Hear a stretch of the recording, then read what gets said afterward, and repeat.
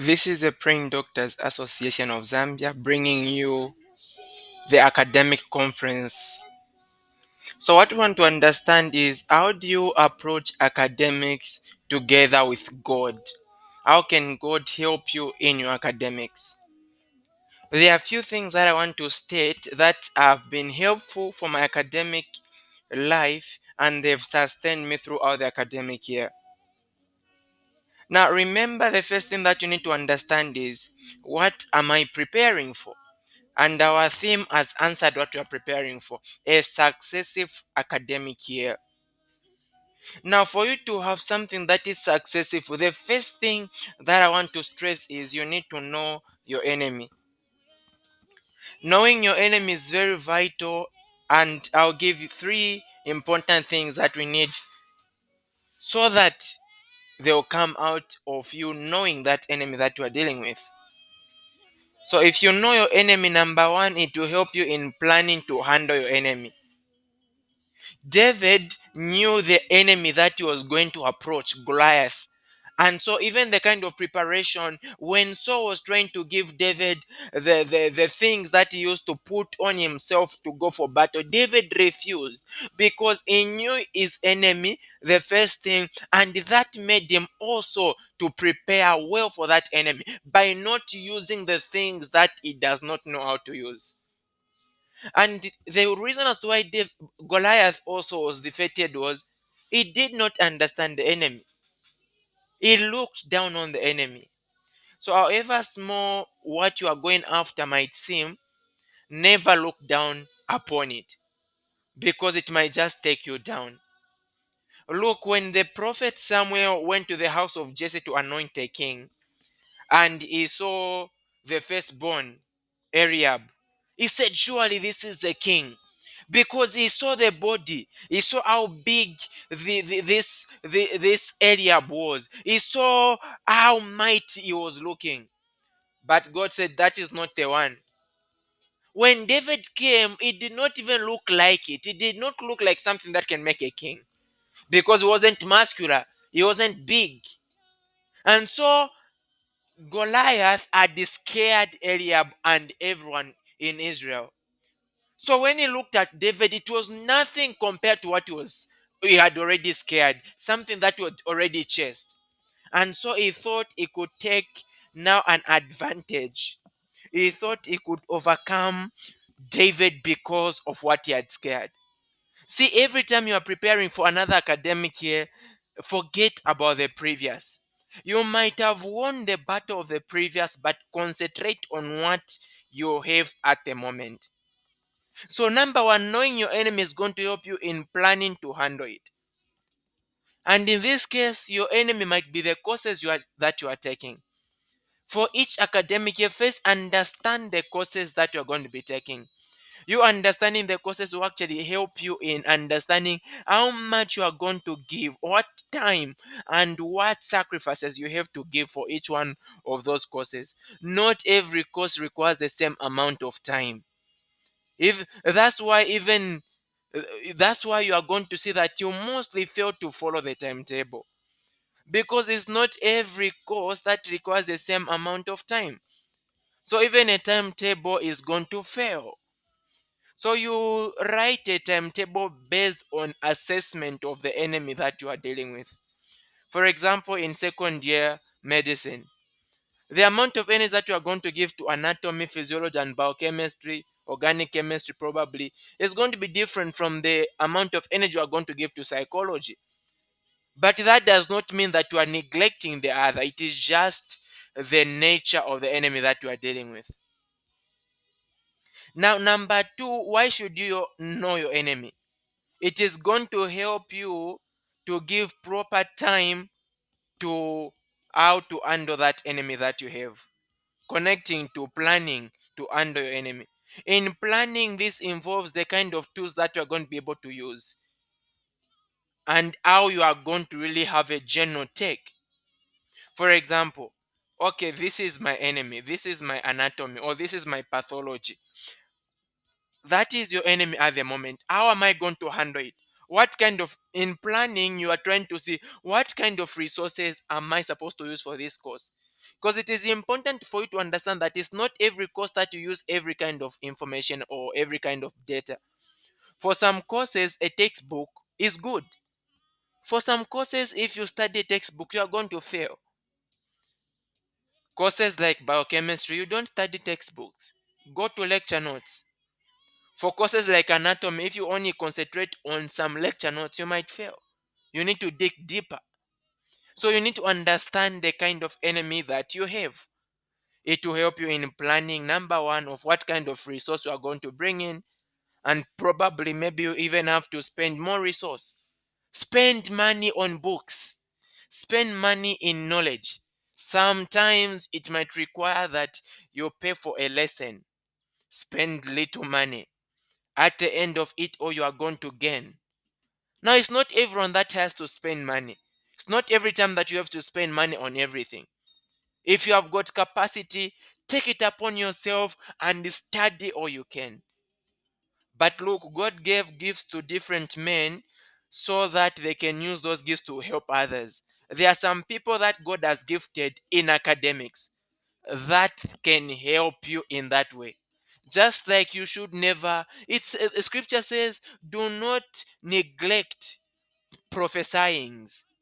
In other words, there are specific people that God has given that task. And so when God is using them, do not neglect that. It's the same with academics. There are specific people that God has given also a grace to help you. Do not neglect that. That is why a lot of people end up failing, because they want to compare with everyone else.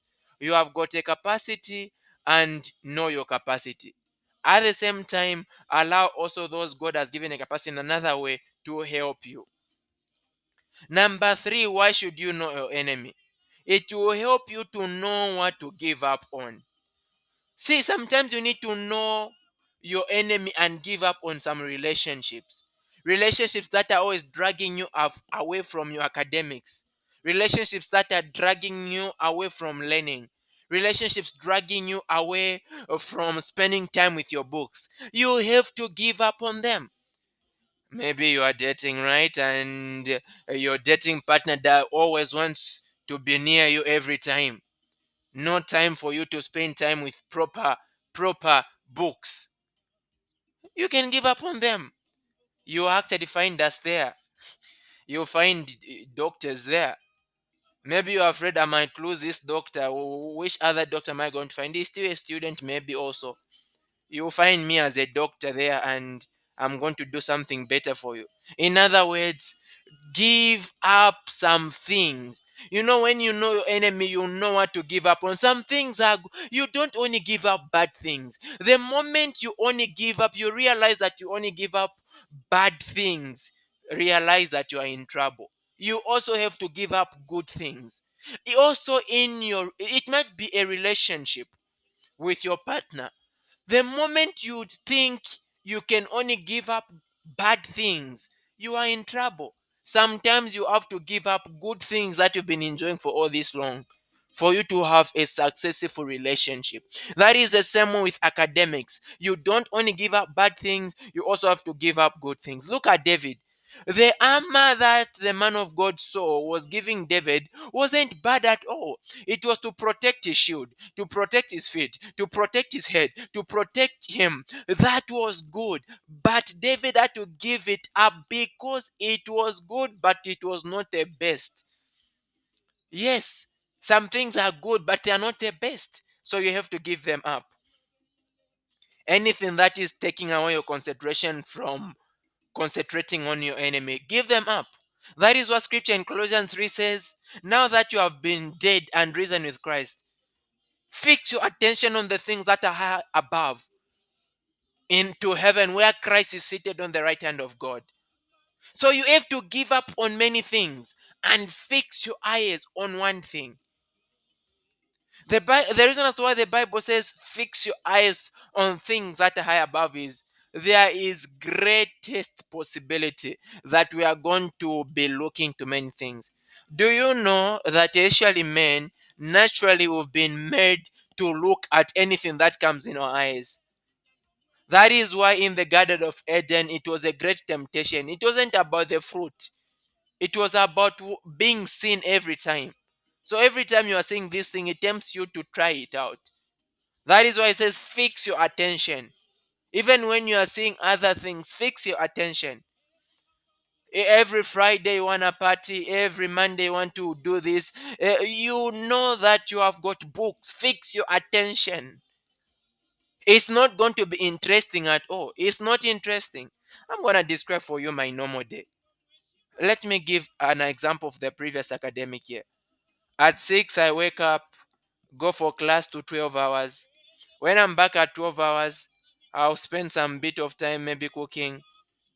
And from 12 hours, I'm going to 16 hours preparing notes to teach my students.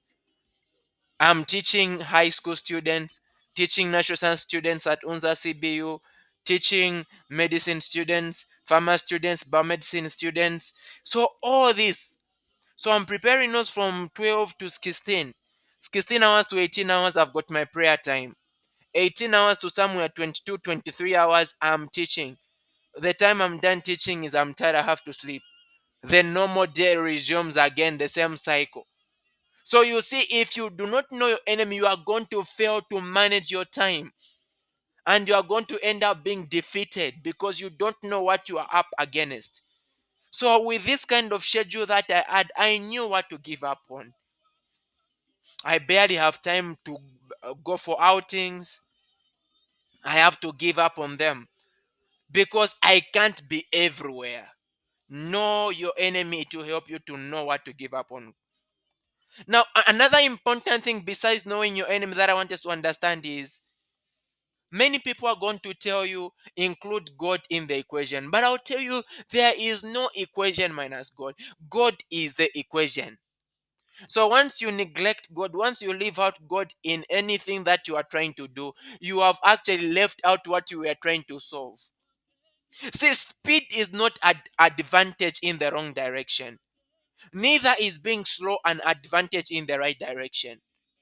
Yes, you might be going in the wrong direction and you are rushing. That is the same. You trying to spend sleepless nights to study, but yet you've neglected God. It is not an advantage at all. It is not an advantage. It is the biggest disadvantage you have. Because see, it is true. I've seen God. If you carry God, He will literally direct you on what to study. In a normal academic year, when people are stressed, doing the same people who are doing the same medicine, they are so stressed. And I'll be like, what are you stressed about? Not because we are doing something different. It is the same academic year that people are repeating. People are going on, on exclude. But I am not pressurized. Why is it like that? Because I have known the formula. Once I pick, God told me, if you pick, young man, if you pick up my agenda, I have definitely picked up your agenda. See, when you carry God, He carries your matter. If you carry God, He carries you. There is one man who had a dream. When things were well, he had a dream and he saw four footprints. And God told him, the two that you saw, those are mine, and the two that those are yours. We are working together. I'm always on your side. And when things became tough, he had a dream again and he only saw two footprints. And he went to God and complained, God, you see, when things were well, you were with me, and when things are bad, you've neglected me. And God said, how have I neglected you? He said, I'm only able to see my footprints. Where are yours? God told me, man, those are not your footprints. It's true you are seeing only two, but those are not your own. Those are mine. Because I've now lifted you, I've put you on my shoulders. See, when you take up the agenda of God, He will not let you to walk. He will put you about His shoulders. He will put you on His shoulders. It says, can a woman forget a child she has given birth to? Or forget the son that she has nursed?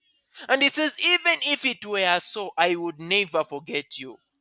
So it is possible for a woman, even as much as powerful the greater bond the woman shares with the child, It is possible for the woman to neglect a child. But he says, even if it were so, I will never neglect you. That is why it says in Matthew 6:33, seek ye first the kingdom of God and his righteousness, and all these things shall be added to you. See, this is not a statement that is coming from a heart of joy, or maybe from just being happy. And so God doesn't know what to say because he's just too happy, he has been moved. God is not moved by what moves men. I can end up making decisions because I want you to do something for me. Maybe I love you and I'll end up making decisions just to win up your heart. But God is not like that. Anything that He says, you are rest assured, is up on your matter. You are rest, you are assured.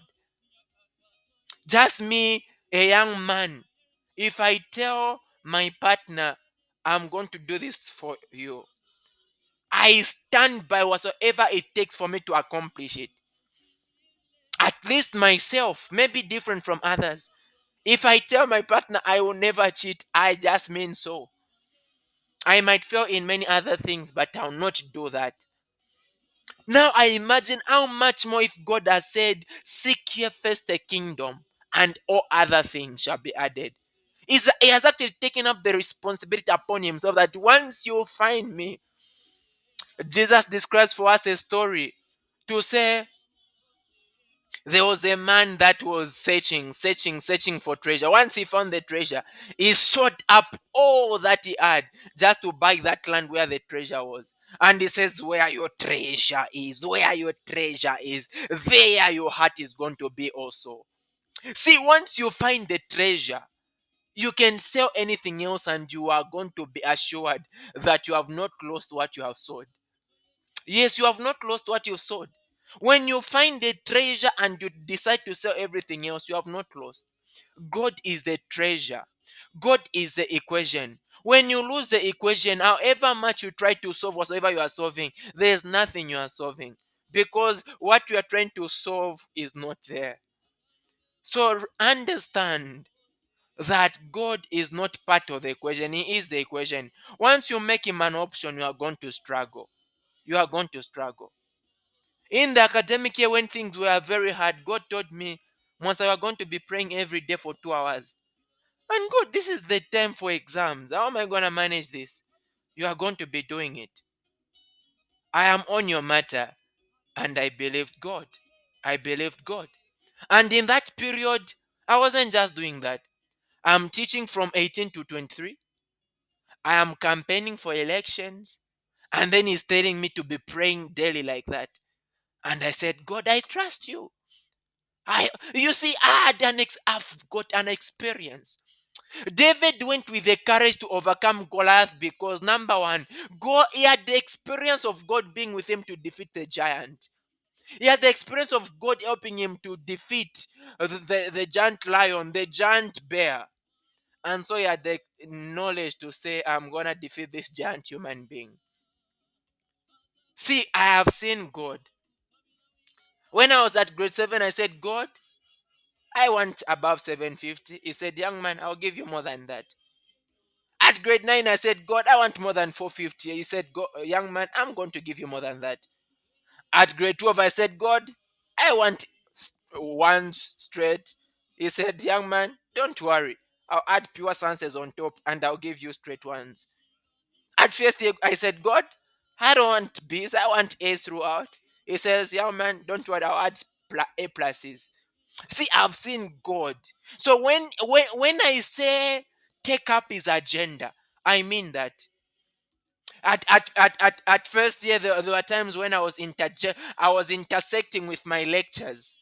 The time for my prayers were intersecting with my lectures. I would rather cancel the lecture and attend the prayers. I'm not saying that you should do that, but I know my formula. I know where I derive my power of academic prevalence. It is better I miss a lecture and I attend a prayer. I travail. Because once I've baked something in prayer, by the time I come out of that prayer, I'm going to become a wonder. I'll become a wonder. Some people are going to go in a lecture and they are on Facebook, they are on WhatsApp. I would rather go in the prayer room I'd rather go in the prayer room rather than go in that lecture and I'm Facebooking. No, sir. I'll be there. I'll be there traveling because I'm trying to bake something. I'm trying to bake something. It is pain. It is pain. It seems as though I'm remaining academically, but I'm baking something. And by the time I leave that prayer altar, once I attend one lecture, it is going to cover for 10 lectures that I missed. Once I touch a book to read a page, you are going to be rest assured that something has been created. So when you take up the agenda of God, it takes up your agendas. It- now, besides us understanding to know our enemy and to know that God is actually the equation, we are got a responsibility. Take up responsibility and learn all you can. Dear child of God, take up responsibility. No one is going to come to your head. Take up responsibility. Is it Proverbs 26:16 that says, the laborer's appetite makes him work all the harder because he wants to satisfy his hunger? If it's not 26:16, it's 16:26. The laborer's appetite makes him work all the harder because he wants to satisfy his hunger. So, see, if you have got an appetite to learning, that is what is going to compel you. If you find me on my books, if you find me on my books, I've sat on my books. If you find me seated on my books, you can even be annoyed because there is this anger in me. And how do I manage to have this great hunger? I make sure I understand my course outline. Before I start my academic year, I'm going to write my courses and write what are the topics I'm expected to learn from all these topics, in which order. I put them in order. So if I pick, for example, I go in pathology, I pick breast pathology. Besides me understanding the components that I need to understand in breast pathology from the lecture notes, I'm going to go to exam past papers. I'll get at least five past papers. What are the questions that I'm expecting on breast pathology? But I cannot realize because if it is pathology, you might not realize that this question on the breast if you don't know a bit of knowledge about the breast. So first I'm going to peruse through breast pathology. Maybe probably use a video that will be quick, 5 minutes, just to have an overview of breast pathology. It will be able to help me to pick that this question is actually from breast pathology. And once I look at those questions from five past papers, I'll now realize what kind of thing they are really interested in or what they really expect me to know on that topic. I'll now go and break the topic in details, getting the nitty gritties about that topic. By the time I'm done, once I go to those past papers, I'm going to be a wonder. See, for me, I believe in proper preparation before. Before I came to the University of Zambia, I had finished my biology, I had finished the mathematics, the physics, the chemistry that I'll be doing for the academic year that I was going in.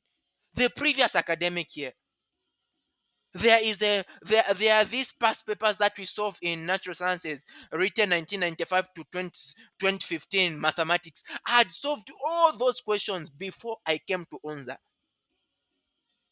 And when I started my first year, I was like, how I managed to solve all this. See, you need to have anger. Anger. Anger is going to give you a capacity to press in for more, to study all you can. Anger. How do you gather anger? Make sure that you gather your data properly. Put your course outline there. Have past papers. It will pain you to see.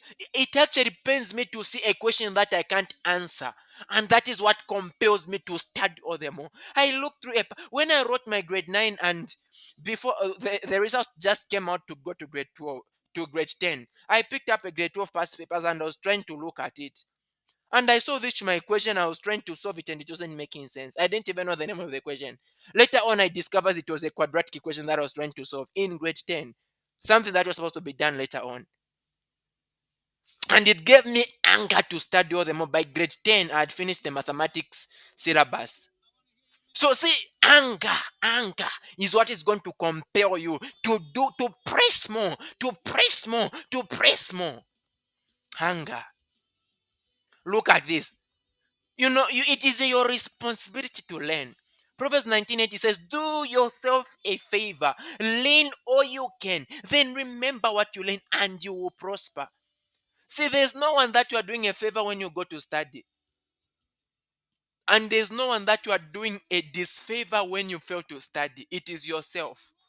So it is you to do yourself a favor to learn all you can. God has already given us everything else that we need, a platform and knowledge. It says there is a spirit within a man and a breath within his nostrils that gives them understanding. And in the book of Genesis, it says, and God made man and he put his breath in the man. So when you already have God in your situation, it means that there's already a breath of God. It is only when you don't have God that you don't have a breath of understanding. But if you followed already the first principle that I said, to say God is the equation, it means that you already have a breath of God. And so there's a spirit within you that gives you understanding. So now it is time to do yourself a favor and learn all you can. It is time to do yourself a favor.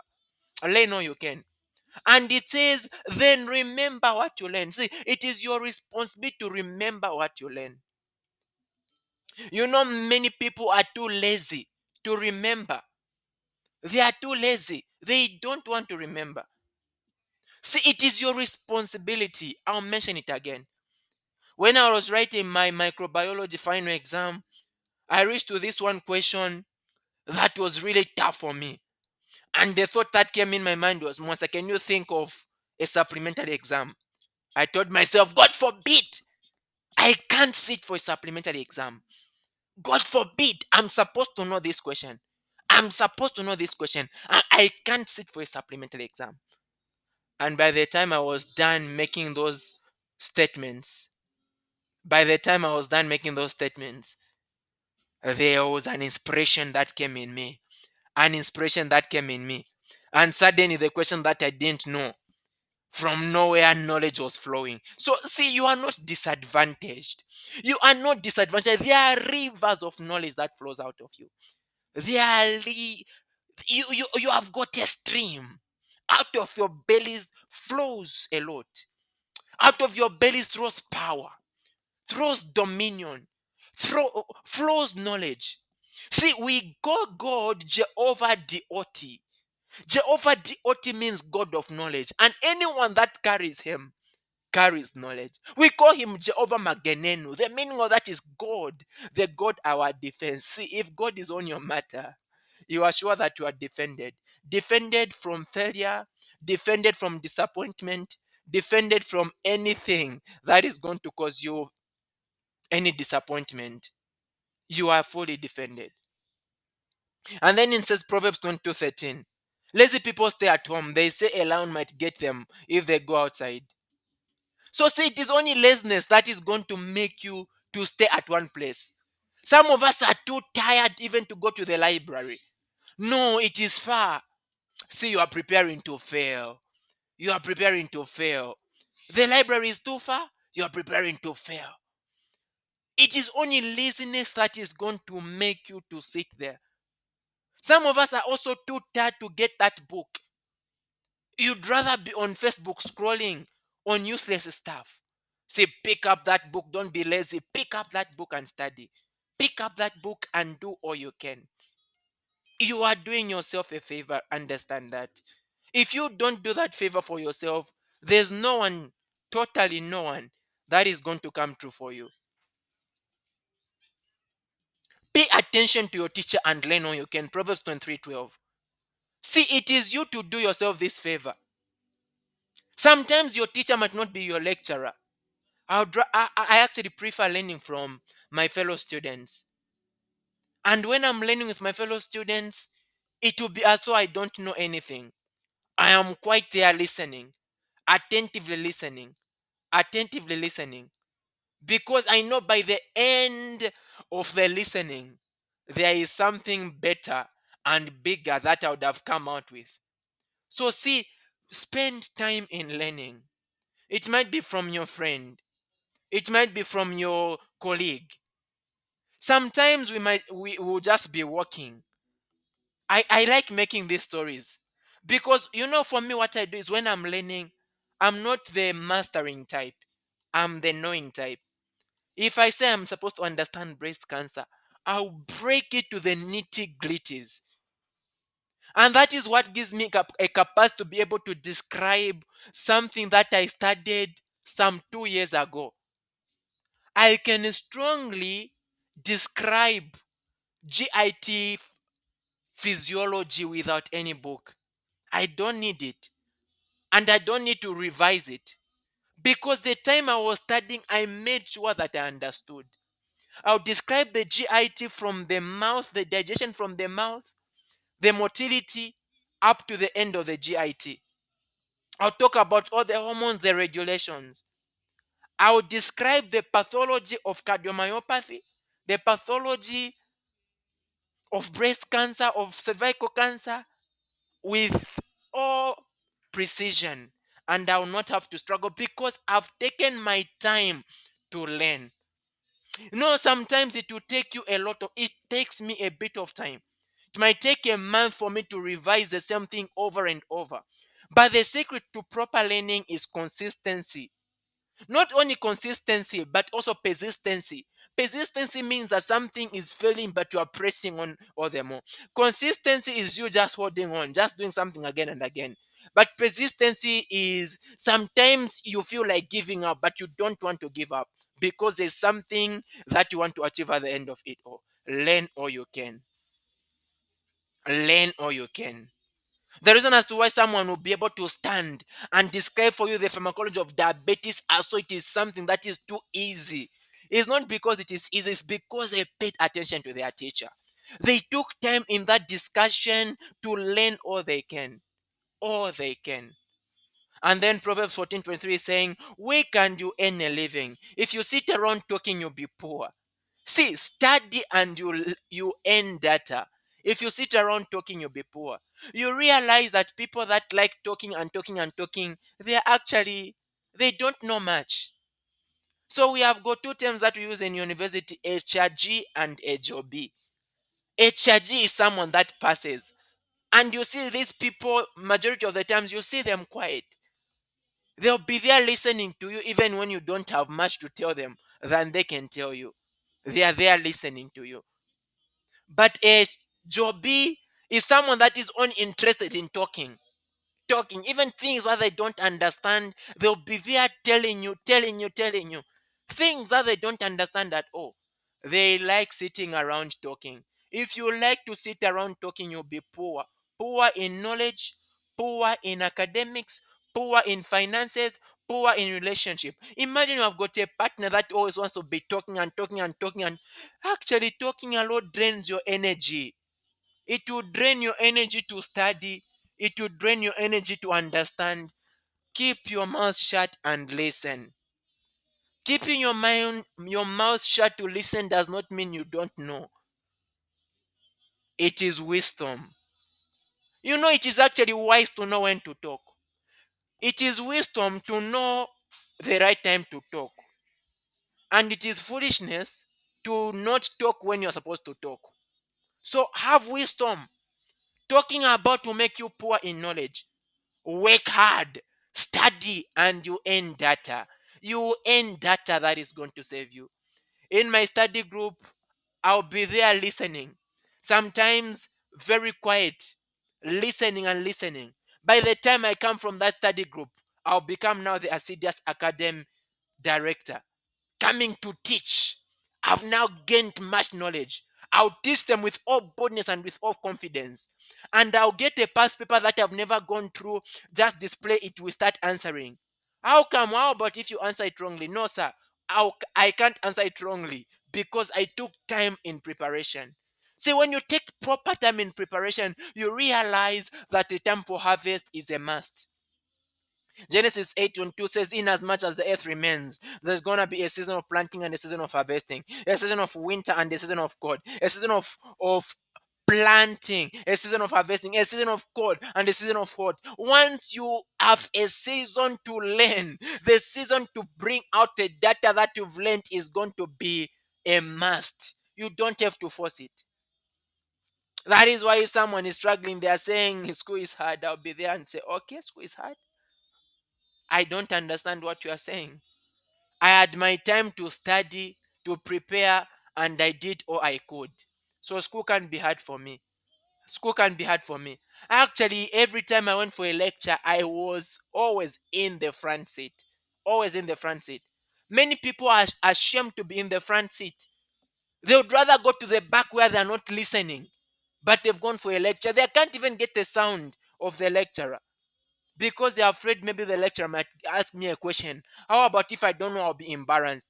They are allow that embarrassment and learn. If you do not allow the embarrassment, you will not learn. You will not learn. You will not learn. Allow that embarrassment to come on you and learn all you can. Learn all you can. And you appreciate that you are embarrassed. Sometimes when I used to, and I would be the one putting on a suit out of everyone, and so I could be easily recognized and I'm seated in front. And the lecturer will just be there, you putting on a suit, tell us. Sometimes I don't know and it's an embarrassment, but I'll be bold enough to say, sir, I don't know. And the lecture theater will be burst in laughter. Ha, this boy doesn't know. The Assiduous Academy doesn't know. Yes, I don't know. Because I don't know everything. That is why I'm in this lecture to learn. Don't be disadvantaged. Don't let anyone look down on you. Don't be intimidated. That is one thing that's one thing that makes me different. I am not intimidated. If I don't know something, I'll be bold enough to say I don't know. And I will not let anyone take away my self-esteem simply because I don't know. And by the time I come out of that lecture, I'll go back to my books. I'll break down that topic. Next time you ask me, trust me, I'll be a wonder. I'll be a wonder. The next time I'll go in the lecture, I'll still sit in front, even when I know it's the same lecturer that I failed to answer the other time. And that time, I'm going to answer them. And they'll be like, maybe every one of you should be putting on suits. Maybe you'll be answering. Yes, it is the same me that failed to answer that time. And it is the same me that being used as an example. See, refuse to be intimidated. Refuse to be intimidated. But at the same time, refuse to remain of low knowledge. Once you've been challenged, go back to your books, break it down, break it down. Proverbs 12:24 is saying, hard work will give you power. Being lazy will make you a slave. There are times that I've literally just taking a walk and you just see people calling you, can you help us with this? It's not because you studied that, not because you prepared for it. Hard work will give you power. In every sphere of life, hard work is going to give you power. Whether it be in your financial life, in your relationship, in your academics, in your spiritual, hard work is going to give you power. Actually, the hard work that people put in that wants a certain level of result is going to be different from the kind of work that a person that wants to go to see them through will put in. Some people from the beginning of the academic year, they've put it upon themselves. I just want C's, a clear pass. And so you can't work hard like that because already you are preparing for failure. But there's one person that says, I need to get A's, I need to get A pluses from the word go. And they are going to put in all they want. See, restrict your brain, restrict your mind from little. You can't start an academic year and you tell yourself, I want to go to C. See me through. C's. No, you are not a C person. You carry power. You are a system. You are not disadvantaged. You can't go for little. You can't go for little.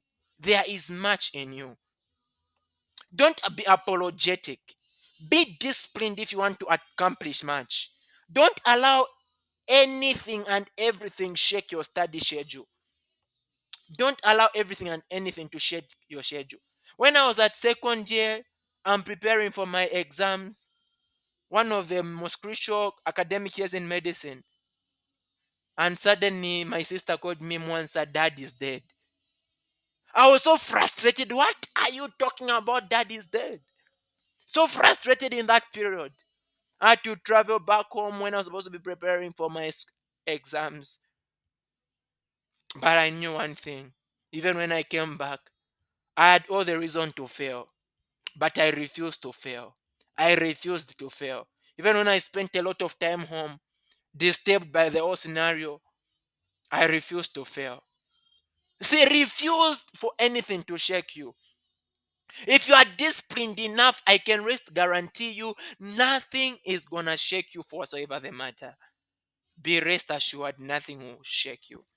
And lastly, you need to realize from the word go that you can't fail. Have this awareness that I can't fail. Proverbs, Job 3:25 tells us everything I fear and dread comes true. This is Job who is saying he really feared a lot to be struck by this disaster and it had to strike him. You know, even in that relationship, if you are so afraid of losing that your partner, you find always reason for them to hate you. Every time they'll be hating you.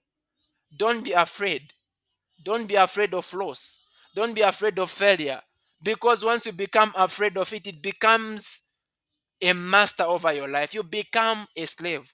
See, I'm not disadvantaged. There's not gonna be a time that you are going to find me saying, I don't know if I'm going to clear. No, we don't wait to clear. We wait for our good results. Before the results came, I actually already sent burning numbers, a burning one, a burning two, a burning three, a burning four, a burning five, a burning six, a burning seven to say, tomorrow we are posting these numbers because we are going to the next academic year. See, be too confident that failure does not have a portion in you. I am too confident. I'm too confident. The confidence is not based by my capacity that I studied. I know what I carry. I know what I carry. I know my God. It says, they that know their God shall renew their strength. They shall mount up with wings as an eagle. They shall run and never faint. They shall never faint. See, they that know their God. It's not everyone, it's only they that know their God. I can't fail. This is a confession that I make daily. There is no way to fail. I can't fail. I will never sit for a supplementary exam. I can't fail. I can't fail. I confess it again. I confess it every time and again. And see, it works for me. It works.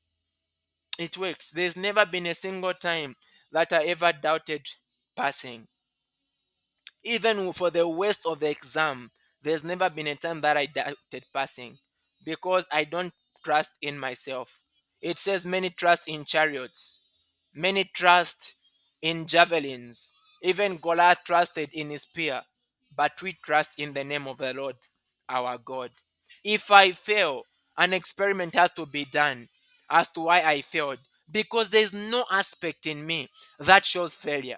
See, my God is known as Jehovah Atikwiyomini. That is the God of the earth. If he's God of the earth, how about knowledge? How about academical power? If my God is the God of the earth, ah, he's called Jehovah Tushri. Jehovah Tushri, meaning he is the rock. Is Jehovah sorry? Is the rock. If he's the rock, it means that he's there defending me. Is the cliff, the one who brings waters. See, that cliff is meaning, you remember the time when Moses was in the wilderness? He didn't have to struggle. He just had to go to the altar. And then he was told, hit the rock and water shall come out. Speak to the rock, water shall come out. He's my rock. If I need knowledge, it's going to produce more. It's actually going to produce a fountain of living waters. So, dear child of God, you are not disadvantaged. Know that you are a success. Have this mindset within you that you are advantaged. You are a system. You are powerful. And failure can never overtake you.